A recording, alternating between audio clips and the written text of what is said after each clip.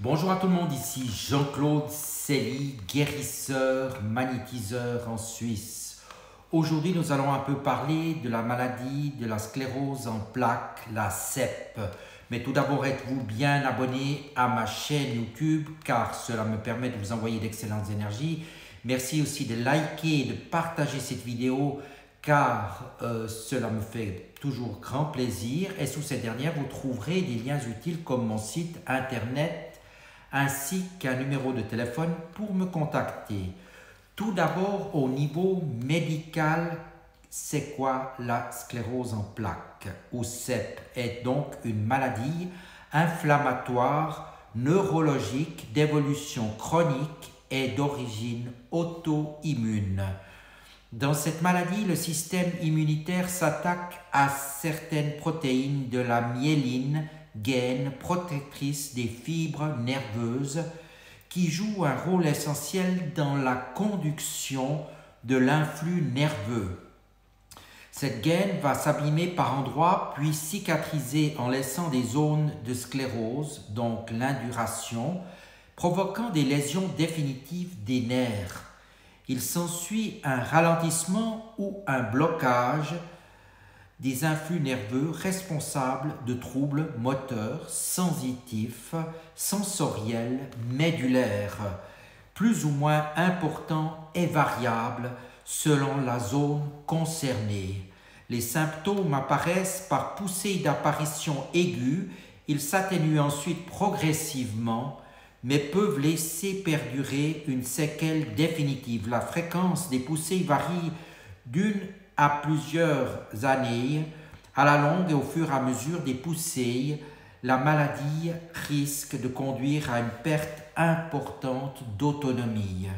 Actuellement, le diagnostic s'effectue principalement par IRM, examen qui objective des lésions disséminées dans la substance blanche cérébrale et médulaire. Qu'en est-il principalement au niveau des symptômes?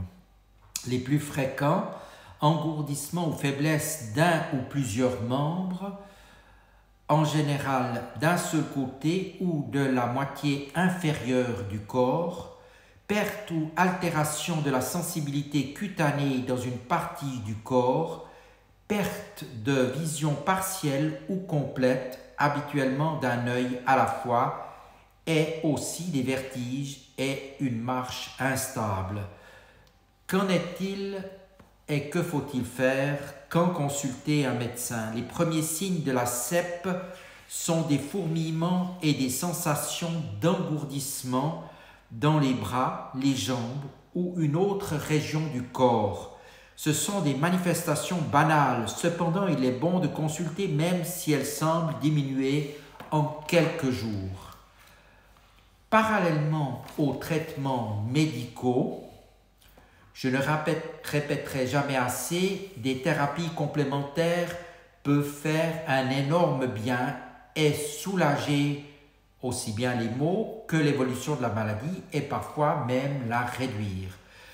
Donc il y a plusieurs médecines complémentaires qui agissent pour la sclérose en plaques, pour l'atténuer. Donc la médecine chinoise, la naturopathie, l'homéopathie, et naturellement aussi les soins que je prodigue à distance qui sont un mélange de magnétisme et d'énergie subtile. J'ai eu des très bons résultats, mais naturellement les soins doivent être faits régulièrement pour que l'on puisse voir un peu l'évolution de cette problématique.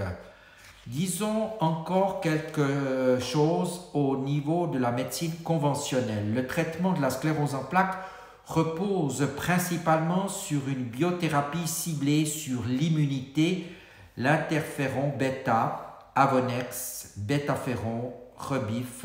Cette protéine possède des propriétés antivirales et immunomodulatrices. Le traitement s'effectue donc par injection sous-cutanée un jour sur deux et présente parfois des effets secondaires qu'il faut savoir prévenir ou soigner: réaction pseudo-grippale, céphalée, asthénie, voire dépression, troubles hématologiques.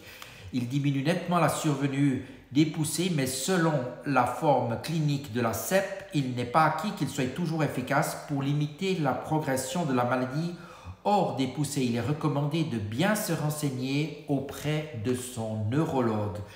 La kinésithérapie est souvent nécessaire en cas de troubles moteurs et l'orthophonie prend en charge les difficultés de langage et d'élocution ainsi que les troubles de la déglutition et les éventuels déficits cognitifs. C'est en réalité un risque mesuré. Les doutes émis à propos d'une liaison possible entre le vaccin contre l'hépatite B et la survenue d'une sclérose en plaques ont été levés par des études complémentaires selon la médecine. Ces dernières ont pu rassurer sur l'innocuité du vaccin et établir que le rapport entre les bénéfices et les risques est très favorable à l'échelle de la population. Voilà. Ces quelques conseils vous sont naturellement donnés aussi par un médecin qui s'appelle Jean-Claude Oudré, qui a fait un guide sur la médecine conventionnelle, l'homéopathie, la médecine chinoise, la naturopathie, et dont je vous fais lecture. Merci aussi de votre attention et si vous avez aussi besoin d'une aide complémentaire, naturellement, je suis là pour vous. Merci et à bientôt.